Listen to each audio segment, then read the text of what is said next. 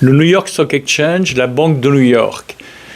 Bonjour à tous, en direct de New York, comme tous les jours, une nouvelle vidéo. Aujourd'hui, nous allons regarder ce que c'est que le New York Stock Exchange. C'est en fait ce que vous voyez à la télévision lorsqu'on vous montre Wall Street avec les traders et puis les market makers qui font c'est une forme de trader particulière qui vendent et qui achètent, etc. Alors ça, c'est beaucoup pour le folklore parce qu'aujourd'hui, la plupart des transactions se font en ligne, électroniquement, et à New York comme ailleurs, les bourses avec les traders autour de la corbeille ou sur le floor, comme c'était le cas à Wall Street, disparaissent. Alors il y a quelques market makers, ce sont des gens qui achètent des actions, qui sont agréés par les autorités boursières et qui achètent et vendent des actions pour stabiliser les marchés. C'est-à-dire que si tout d'un coup un marché a tendance à s'effondrer, ils vont jouer dans l'autre sens, ils vont acheter des actions pour amortir la baisse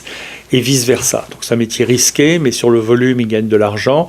Ben voilà. Donc le New York Stock Exchange a été créé il y a bien longtemps, puisque c'est en 1792.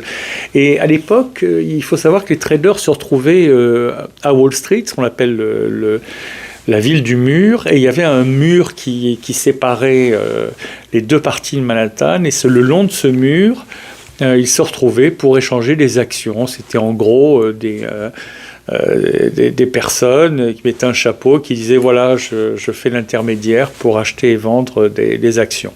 Ça s'est transformé en New York Stock Exchange, c'est devenu la plus grande bourse du monde. Et c'est un marché qui a 2400 entreprises qui sont listées au New York Stock Exchange, on dit comme ça, listées, c'est-à-dire qui ont le droit, dont les actions peuvent s'échanger librement, mais avec des règles, sur ce marché tous les jours, et qui est ouvert de 9h30 à 16h, heure de New York. Et donc c'est le marché que vous connaissez, le marché le plus puissant de la planète, et qui influence les autres par ses régulations.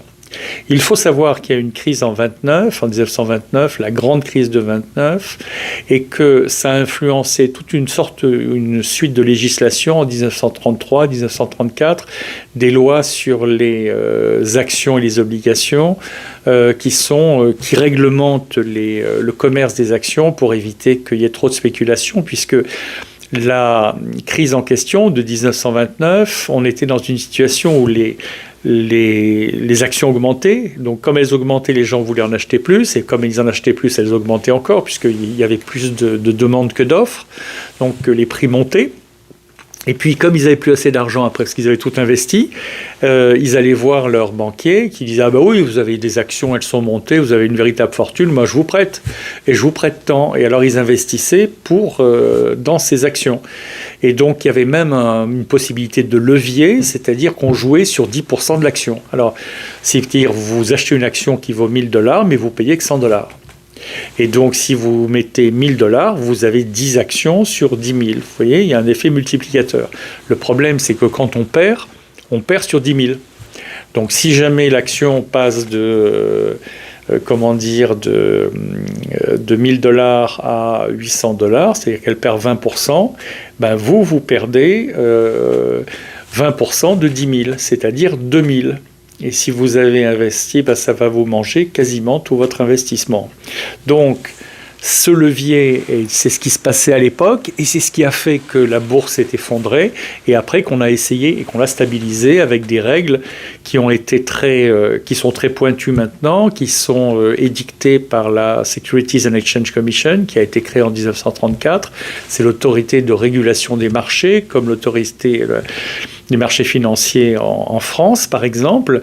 Et puis, ce New York Stock Exchange a fusionné avec la bourse européenne Euronext dans les années 2000. Depuis quelques années, il y a des règles de négociation, de fixation des fourchettes de prix, etc., qui ont été mises en œuvre par des règlements intérieurs. Et puis, il y a des spécialistes qui qui facilitent le trading en achetant et en vendant des actions pour maintenir un marché ordonné. C'est ce que j'appelais tout à l'heure les market makers. Voilà.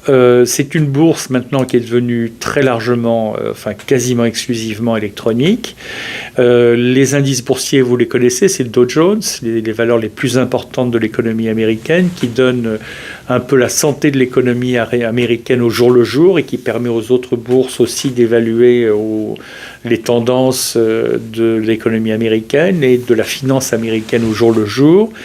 Et puis, bien sûr, cette régulation qui n'est pas seulement faite par la Securities and Exchange Commission, mais par le Trésor et par d'autres organismes qui rentrent dans comme pour les banques, le contrôleur